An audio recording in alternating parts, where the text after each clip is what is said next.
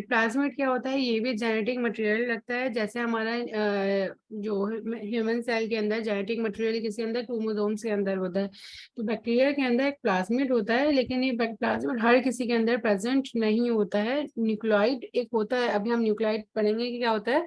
तो उसके अलावा जो एक्स्ट्रा जेनेटिक मटेरियल होता है वो प्रेजेंट होता है। ये क्या होता है, plasmid is a short usually circular and double stranded segment of DNA, यानी डबल स्ट्रैंडेड होते हैं ये, और शॉर्ट एक मतलब फ्रेगमेंट होता है डीएनए का।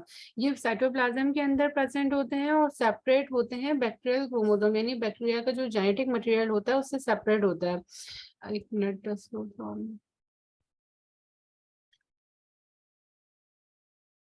अच्छा, इसका साइज क्या होता है, 1 kbp से लेकर 100 किलो बेस पेयर तक का क्रोमोसोम का साइज होता है। ये नजर आ रहा है, ये ऐसा बैक्टीरिया का सेल है।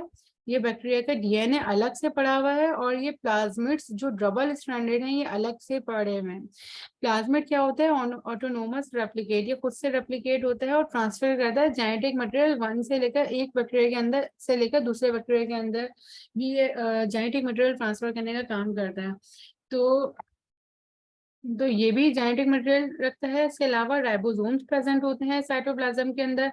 राइबोसोम्स क्या होता है कि जहाँ प्रोटीन फैक्ट्री होती है, इसके अंदर क्या होता है, प्रोटीन्स होती हैं, यानी डीएनए के अंदर जब रेप्लिकेशन होती है पहले, फिर एमआरएनए बनता है, ट्रांसक्रिप्शन होती है। इसी तरीके से फिर राइबोसोम्स के अंदर क्या होता है, प्रोटीन बनती है। दो सब यूनिट्स होते हैं इसके अंदर, 30S और 50S सब यूनिट होता है। तो उसके अंदर क्या है, राइबोसोम का फंक्शन क्या है, ribosome as the organelle for protein synthesis.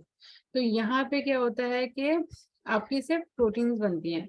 फिर एक होता है मीजोसोम, ये आपको यहाँ नजर आ रहा होगा, सेल मेम्ब्रेन के साथ ये राउंडेड स्ट्रक्चर होता है, मतलब थोड़ा घुमा हुआ ये होता है सेल मेम्ब्रेन से अटैच।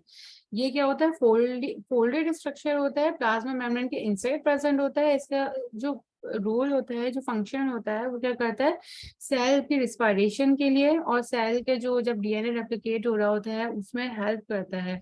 तो ये एक छोटा मतलब यहाँ पे प्रेजेंट होता है इनसाइड आउट प्लाज्मा मेम्ब्रेन। इसके अलावा न्यूक्लाइड होता है। न्यूक्लाइड क्या होता है, जहाँ पे आपका साइटोप्लाज्म के अंदर होता है प्रेजेंट, और ये जैसे मेम्ब्रेन बाउंड नहीं होता, ये डीएनए प्रेजेंट होता है इसके अंदर, लेकिन जेनेटिक मटेरियल होता है, लेकिन ये मेम्ब्रेन बाउंड जैसे न्यूक्लियस होता है यूकैरियोट्स के अंदर। तो बैक्टीरिया के अंदर न्यूक्लियस नहीं होता, न्यूक्लॉइड प्रेजेंट होता है, क्योंकि इसकी आउटर मेम्ब्रेन नहीं प्रेजेंट होती। और ये साइटोप्लाज्म में स्ट्रैंड्स प्रेजेंट होती हैं डीएनए की। कुछ बैक्टीरिया के अंदर सिंगल सर्कुलर क्रोमोसोम होता है, जो कि रेप्लिकेट करने के लिए मदद करता है। यानी कि आपकी जब रेप्लिकेशन होती है, रेप्लिकेशन का जो प्रोसेस होता है कि डीएनए रेप्लिकेट हो रहा होता है, तो वो न्यूक्लाइड के थ्रू, न्यूक्लाइड से ही हो रहा होता है। और इसके अलावा जो जेनेटिक मटेरियल जो हमने पढ़ा था स्मॉलर सर्कुलर, जो हम पहले भी देख चुके हैं कि DNA strand called plasmid are also found in the cytoplasm. यानी एक तो न्यूक्लाइड होता है और एक होता है क्या, प्लाज्मिड। ये फाइनली ये एक स्ट्रक्चर है, मतलब बैक्टीरिया का, जिसके अंदर हमने देखा कि बैक्टीरिया का फ्लैजिला है जो कि मूवमेंट के लिए मदद कर रहा है। जो हमने इसकी वो देखा कि हुक प्रेजेंट होता है, बासल बॉडी होती है, और जो है फिलामेंट प्रेजेंट होता है, मूवमेंट के लिए काम करता है। फिर राइबोसोम्स हमने देखे, राइबोसोम जगह जगह पड़े हुए हैं साइटोप्लाज्म के अंदर। राइबोसोम प्रोटीन फैक्ट्री होती है, यानी कि प्रोटीन यहाँ से बन रही होती है। ये इसका जेनेटिक मटेरियल है, डीएनए न्यूक्लियोइड। देखिए ये मेम्ब्रेन बाउंड नहीं है, ऐसी ही बस स्ट्रैंड पड़ी हुई है और ऐसी ही रेप्लिकेट होना शुरू हो जाती हैं। प्लाज्मा मेम्ब्रेन है सबसे, ये वाली जो आउटर मेम्ब्रेन है इसकी सेल वॉल है।